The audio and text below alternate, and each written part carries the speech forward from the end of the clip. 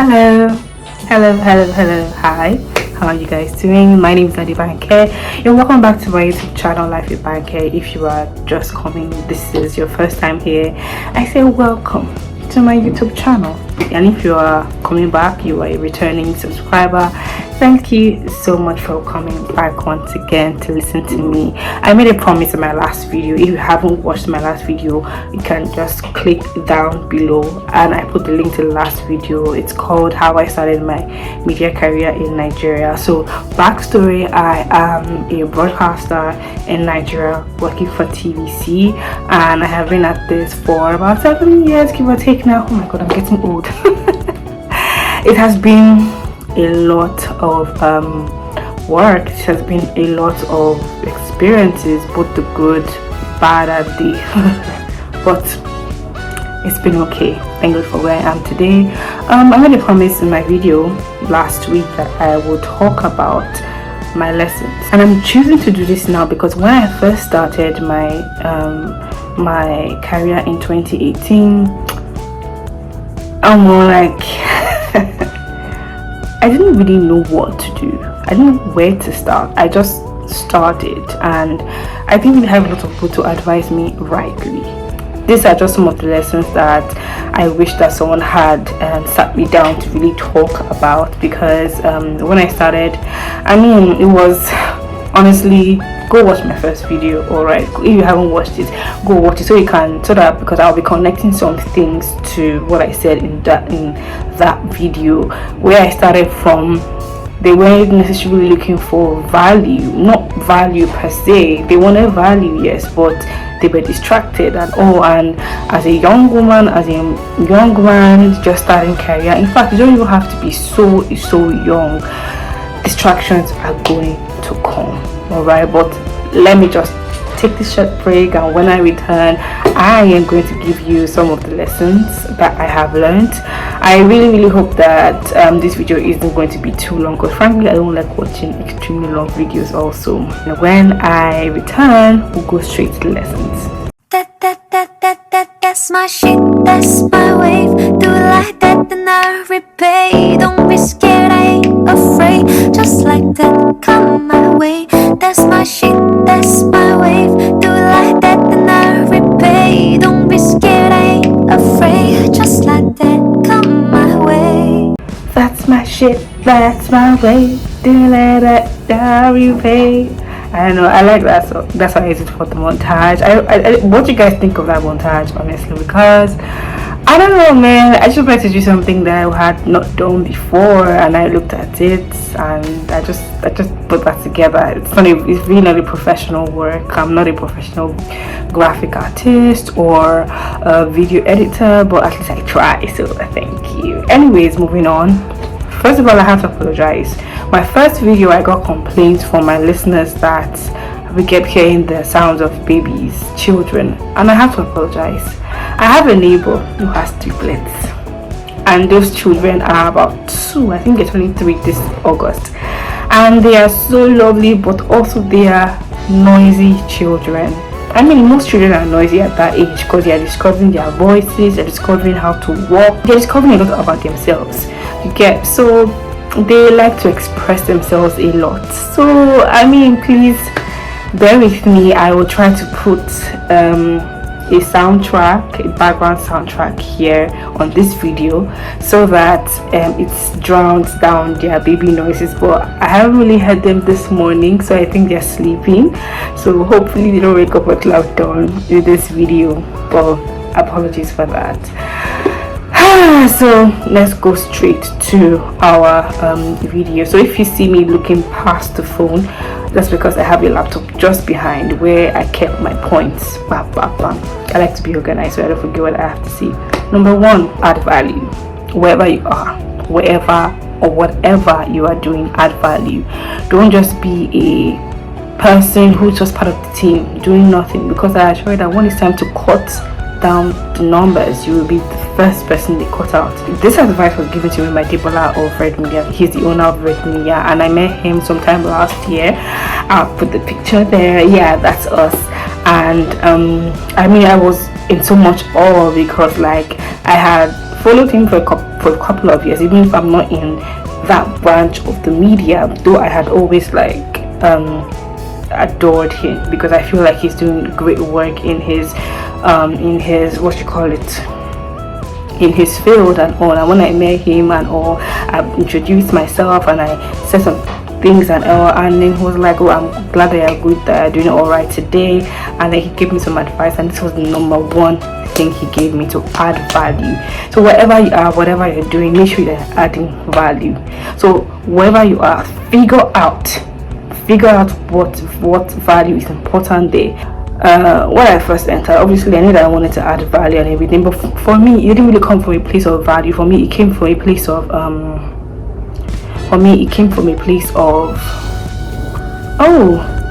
I like to work, I like activity, I like to do what I'm supposed to do and get out, you get. But when I got this advice and I started to walk in it, I found that things became a bit easier for me in building my career. So add value. Number 2, be kind, be friendly, but set boundaries. Oh Lord, I wish I knew this early enough. For those of you who don't know me personally, you might not know that I have a resting bitch face.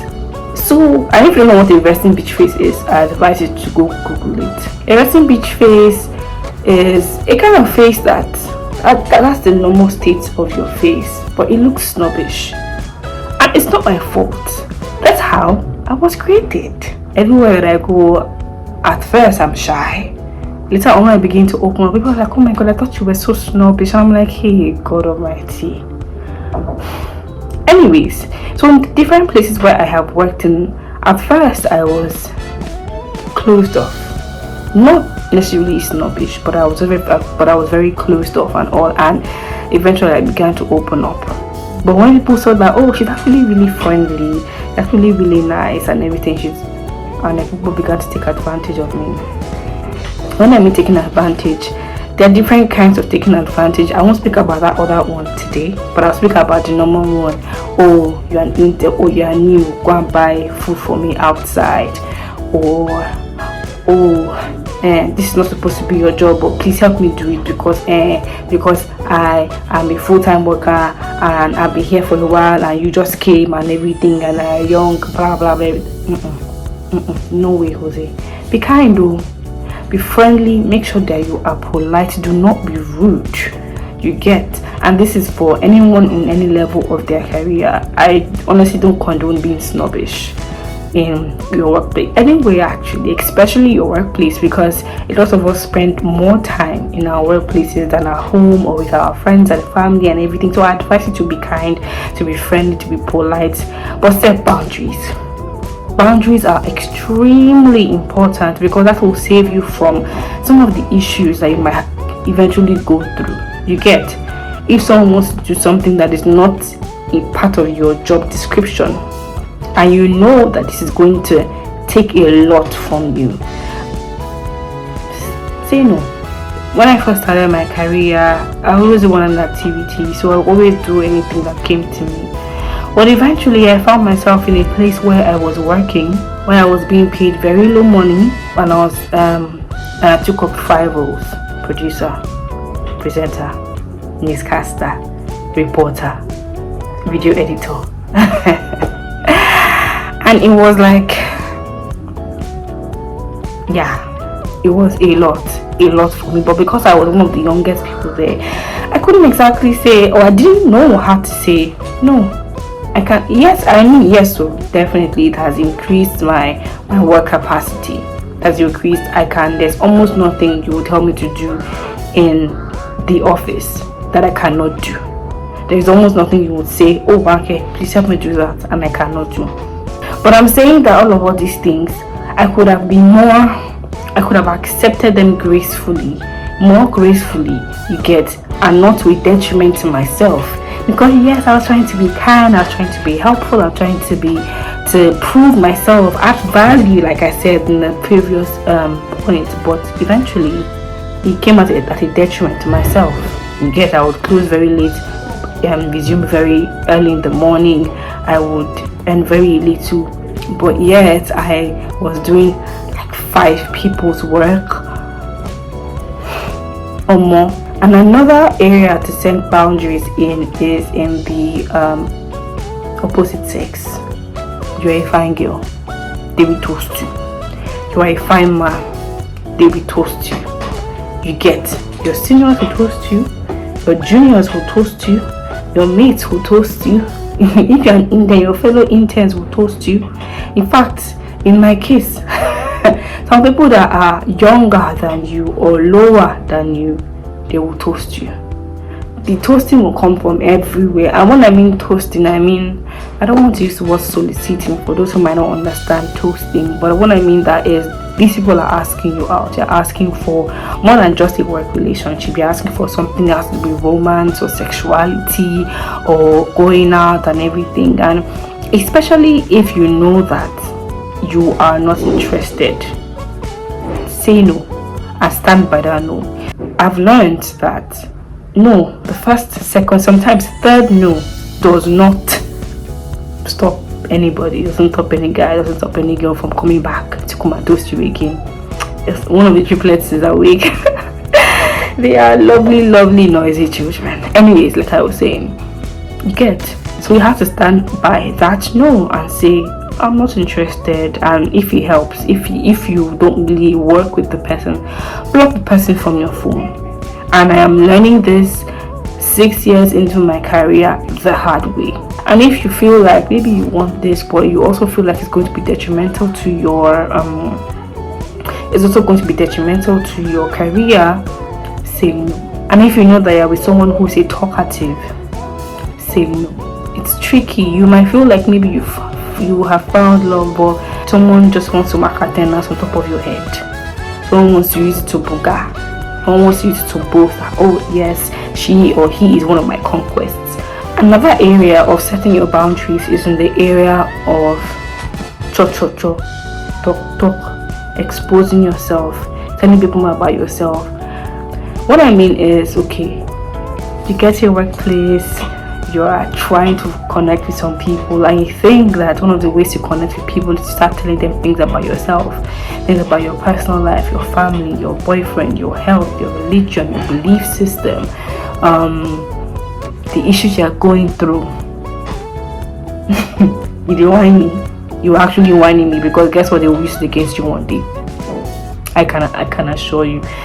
Maybe you have an opportunity and I'm like, no, she can't take that opportunity, or she has this, she has that. Yes, it's painful. When I first started, I didn't know all these things, and a lot of times things that I had told people, they would use it against me one way or the other. I would just find it coming into the conversation when, like, maybe I had a little issue, when I made a mistake also. And you are doing this, you made a mistake because of this, like this. And I'm like, I told you that in confidence, and you're shouting it out in the newsroom. Are you a bitch? Well, unfortunately, that's what people do, because they're the workplace game. Everyone's trying to go up, everyone's trying to pander everybody's trying to make the boss like them, because when the boss likes you, there is more opportunity for growth for you. You get, in an ideal workplace, you are supposed to go in accordance to how good your work is, your performance is. But a lot of times we see that it's a lie.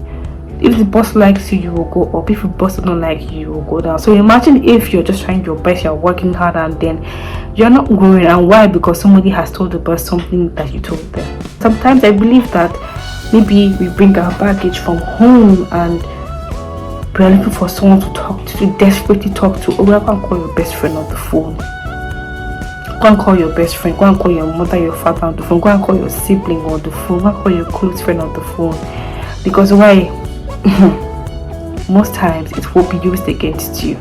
Hello, I'm coming. Keep quiet. Face your front. Keep quiet. Do your job. Do your work. Make sure that you are doing what you can do.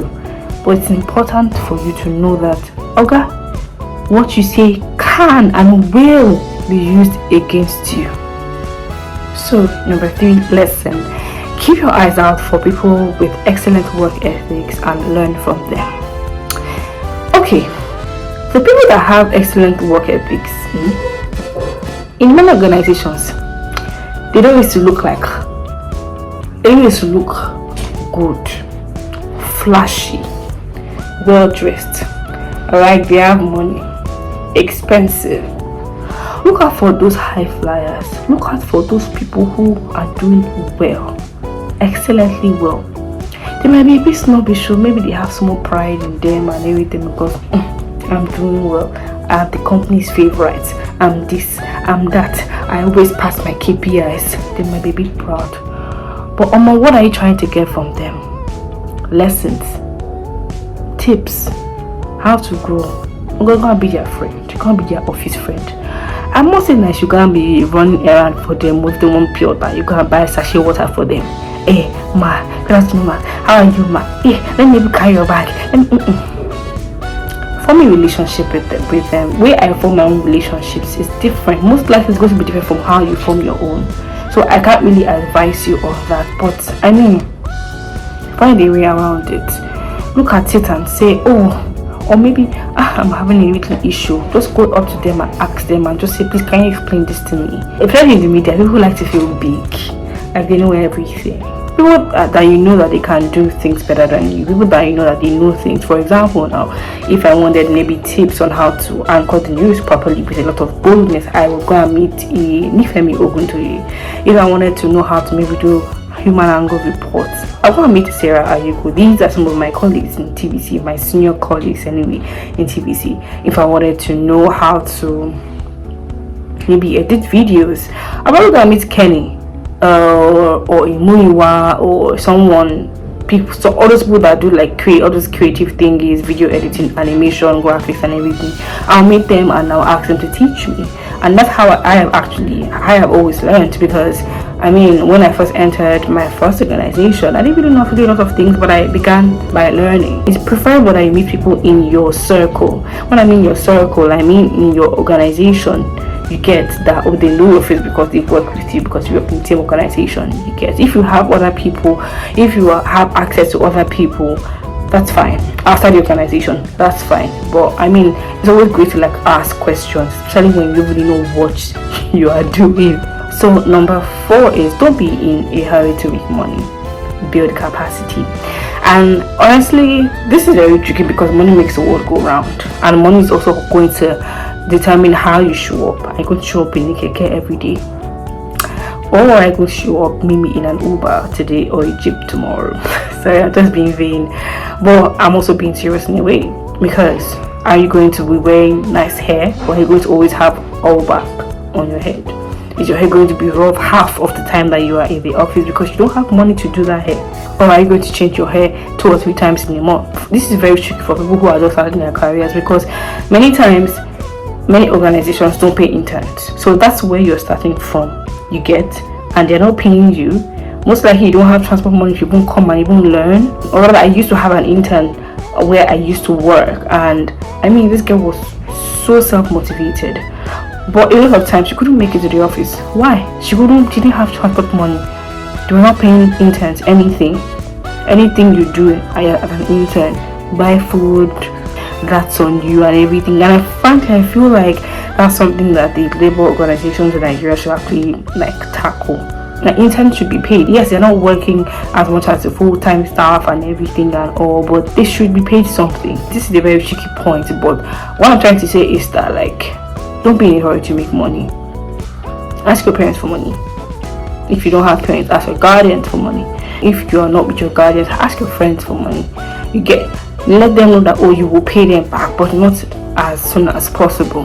I feel like I would appreciate people who I borrow money and like, oh, I'm not going to be able to pay you back for a long time. Oh, please just give me whatever you can, rather than me borrowing you money and then you come back to me when you're supposed to pay the money and telling me that I don't have the money. I will be so mad.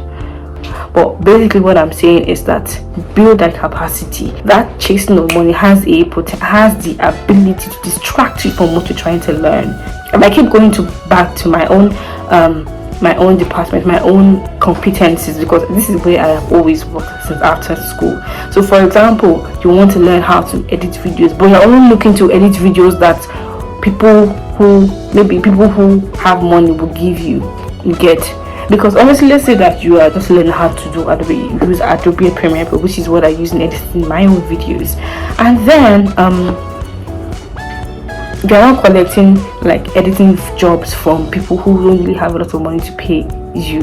The people that you edit for that do not even have money to give you. If you make a mistake, you might say, he's just trying, he's just just help us do it again. But if they paid you big money and you got this rubbish for them, they can carry you inside prison, I mean, it's better to build capacity, and I'm still learning this in like this level of my career, because a lot of times as you grow, you find out that there are things that you really don't really know.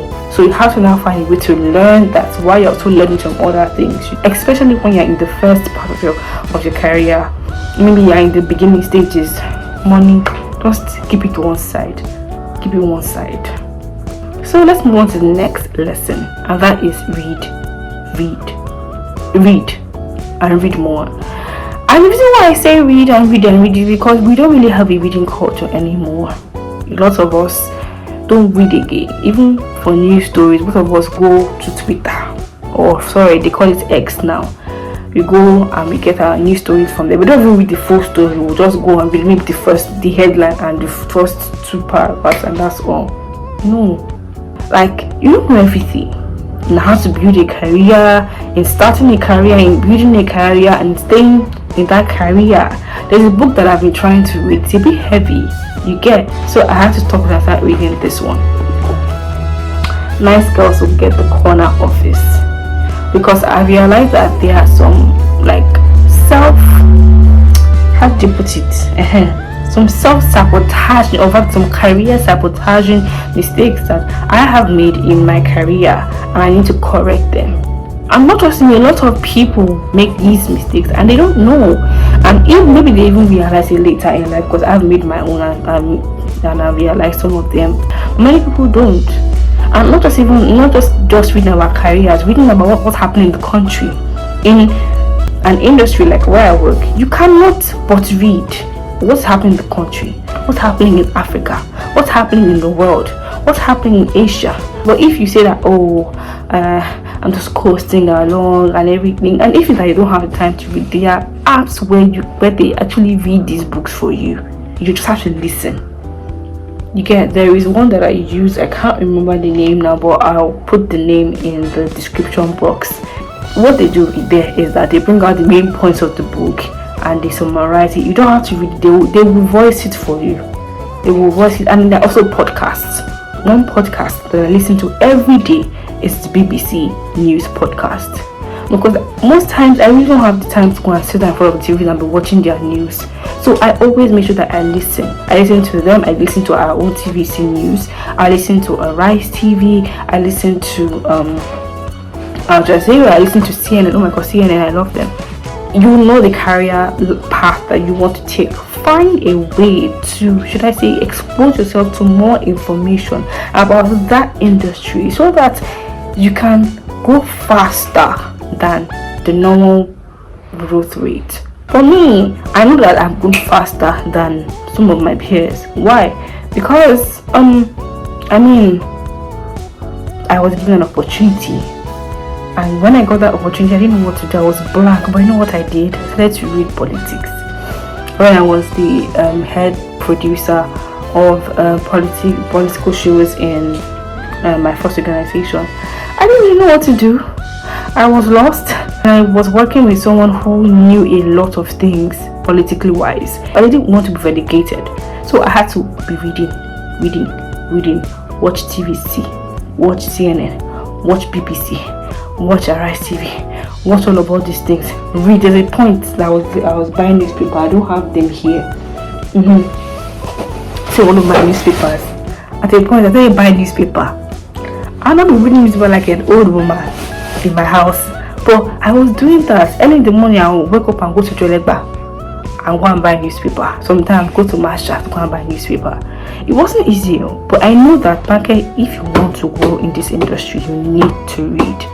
Although yes, recently I've kind of calmed down because laziness and everything, but I know that it's time for me to up my game all over again. So read, research, listen to information, listen to things that are that are useful to your own industry, so that you can grow just like that.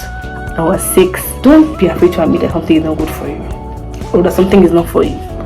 So you can be good at a lot of things. It's really not that hard to become good at a lot of things, especially in today's world, where you can find practically any information you want on YouTube. YouTube is one of the greatest creations that man has had a hand in creating. Why? Because there's almost nothing that you cannot learn on YouTube.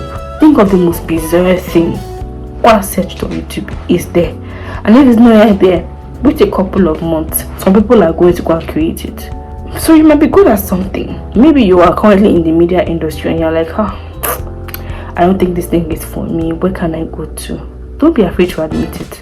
I used to have a friend doing really great stuff. In fact, she even got on TV before me, but she knew that this is not what I want. She was good at what she did, don't get me wrong. She was really good at what she did. But you know what happened? She all of a sudden she was tired and she quit. And when she quit, she went to a whole different industry, and today she's doing really well. Really well. I must commend her. Don't be afraid in taking that decision. If you figure out that something is not the right thing for you, it's time for you to arise, up your game, and move. It's the strategy now that matters, but move. So diligence and hard work. I don't want to know who your popsy is. I don't want to know what industry you are working in. You see diligence, you see hard work.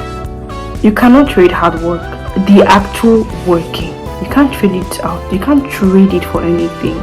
Because if you're not the hardworking person, so maybe you have done this, you will now move to another organization.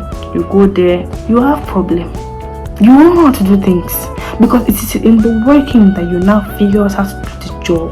But if you don't actually work, you will not know how to do that job, and eventually you begin to make stupid mistakes, things that even you will be like, kill Moshe Pai. Stupid mistakes. So hard work, you cannot trade that thing for anything. If you actually want to do well in your career, if you know that you don't want to be an amateur forever, if you know that you don't want to be average, you actually want to be good at what you do, you cannot trade diligence for anything. You cannot trade hard work for anything. And this is a close point to my next and final point: reliability. If they cannot call you and say, Banke, please, I need you to do something for me, and I need you to do it in the next 20 minutes. I know that yes, boundaries come in. Like, boundaries are very needed. But if it's that, maybe you are always the person that, oh my God, please, I need you to help me do something, and you're always giving excuses. Oh, I'm sorry. Oh, my father is sick. Oh, I can't go out today. Oh, I have a headache. Oh, I'm feeling menstrual pain. Every time excuses. My dear, very soon you will excuse yourself out of that industry or that organization. Reliability is gold. That is what will make them promote you. Reliability. I'm trying to think about how it can be a bit how it can be detrimental. But when your boss can rely on you for something, when they say can work without supervision, when you can actually work without supervision, my dear, when you can take initiative, when you can be reliable, they will say, oh, the reports will be online by 5 p.m. and the reports are actually online by 5 p.m. and you are the one handling the reports. Nobody has come and be calling, hello Banke, where are you? Where are the reports? Why haven't you done it? The day that those reports are not online by that 5 p.m., they know there's something wrong. They know that, oh, it probably wasn't your fault, because if you were on top of it, you would have made sure that those reports were on by 5 p.m. Reliability is gold, because it makes people trust you with so many things, and that's how you grow. If they trust you with a little and you keep that little, you do well in that little, then they begin to expand. It's like me saying I'm giving you 20 naira to hold for me today. and tomorrow morning you give it to me. Oh, thank you, I'm so sorry, I fully forgot that it's 20 naira was with this. Next day 15 naira.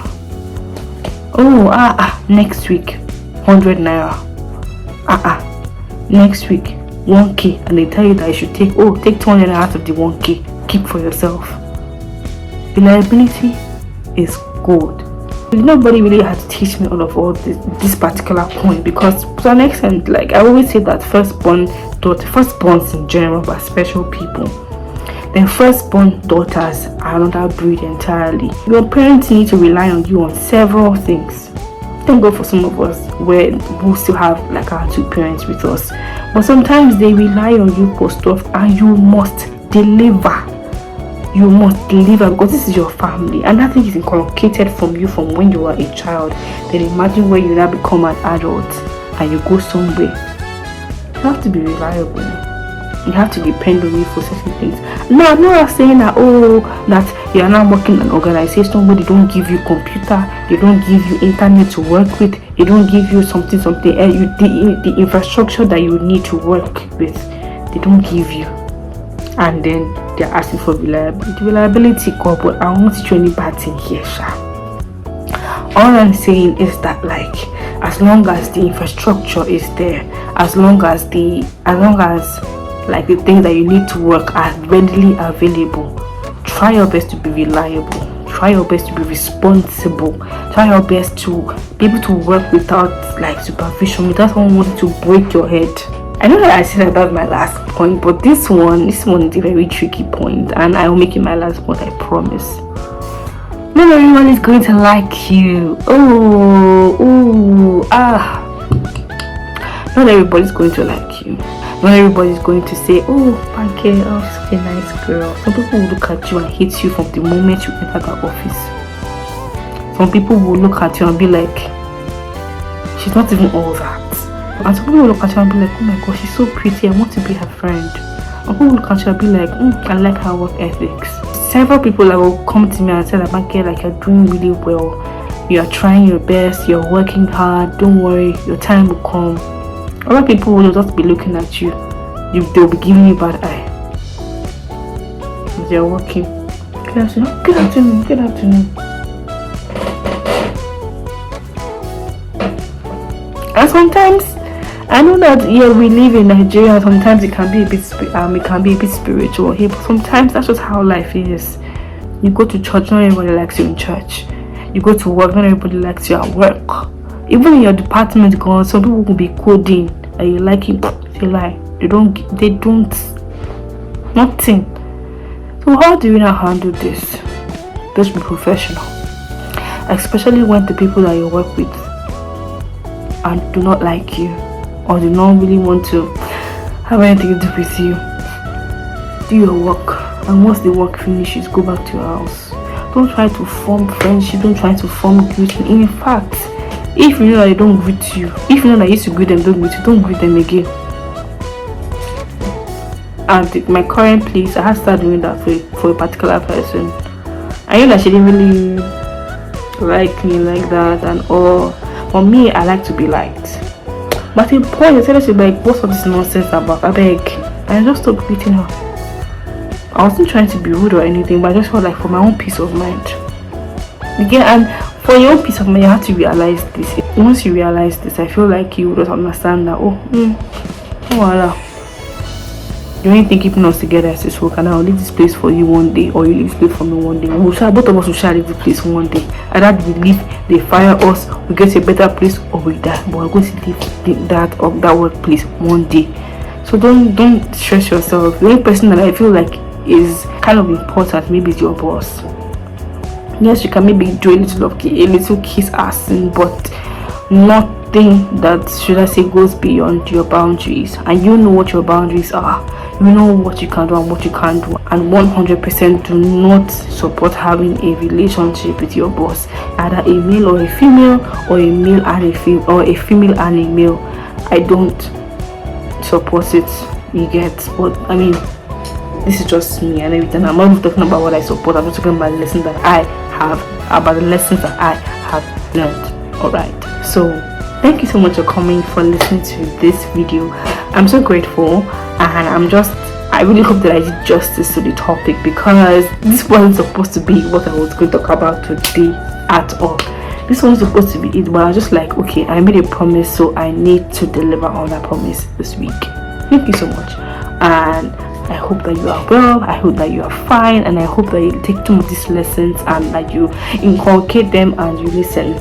I know that some of us are OGs, some of us watching this are OGs and all, and we have more lessons. So please just put that in the comment section, and remember to like this video, comment, share, you get. But please, it's important to comment, because I feel like a lot of things are not told to a lot of people when they want to start their career. So they end up going into the workplace and they make silly mistakes. I've made some silly mistakes that I wish I could go back and take back and refuse and not do, but I've made those mistakes, and I'm not going to allow myself, I'm not going to allow anyone to make me feel bad about it. I made the mistakes, okay. You have to forgive yourself. And if some other people don't want to forgive you, that's their business. I almost swore now, but honestly, that's their business. Because you know what, the way you make some mistakes, other people have made those mistakes, and I feel like I should end with that. Any mistake that you think that you have made, forgive yourself for it. Anyone still may referring to it and everything, have it in the back of your mind that those people have made their own mistakes. So maybe because they are old, they don't know, you don't know about them. But if you ask around, you will find out this that some of them are even they're even worse than your own mistakes. So please don't let anybody judge you. Just do you. Go to your office or your career or your business. Do what you have to do. Deliver appropriately. Make sure you smash your KPIs. You have questions. You have concerns. One day I will talk about how to thrive, or how to just manage yourself in a toxic environment, in a toxic work environment, because I have worked in a toxic place before, and with a toxic person, and in fact toxic people. Everyone has a level of toxicity in them, but there's some people that if you look up toxic in the dictionary or on the internet, their picture supposed show. So I'm going to talk about that one of these days. I don't know when, but I don't promise next week anyways. Thank you so much for listening to me, and please comment and like and share. Have a beautiful day, and life is what you make it, so let's make it work. I'm Adebanke Odurin. Take care.